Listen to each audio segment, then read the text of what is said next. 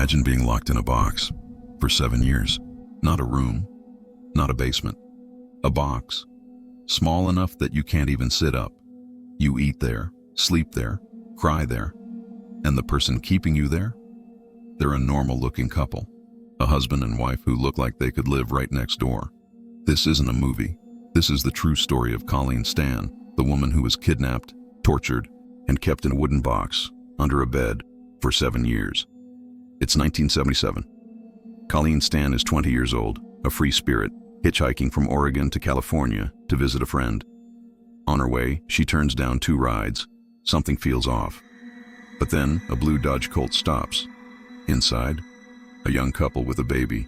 They look harmless. Colleen thinks, if they have a baby, they must be safe.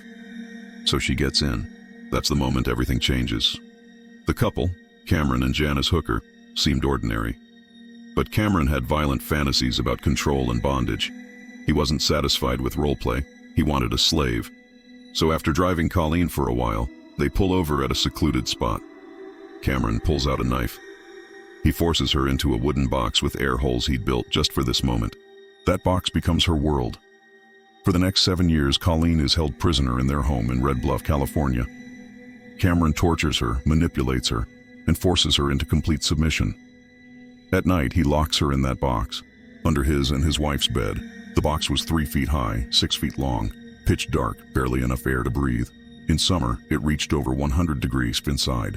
But here's the part that's even more twisted.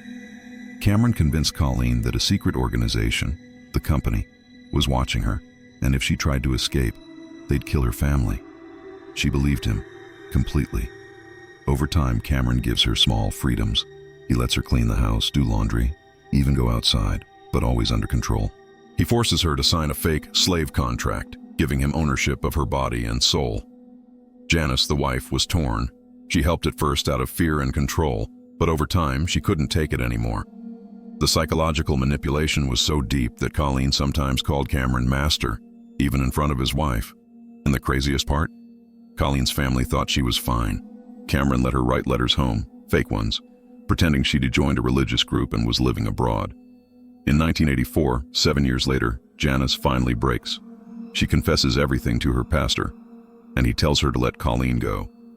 So one day, when Cameron was at work, Janice told Colleen the truth. There is no company. You can leave. Colleen calls her dad. He sends money.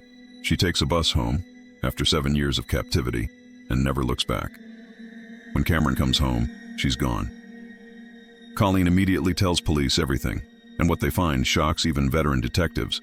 The box, the chains, the fake contracts, the torture devices, all hidden in plain sight. Cameron Hooker is arrested and sentenced to 104 years in prison. Janice testifies against him in exchange for immunity.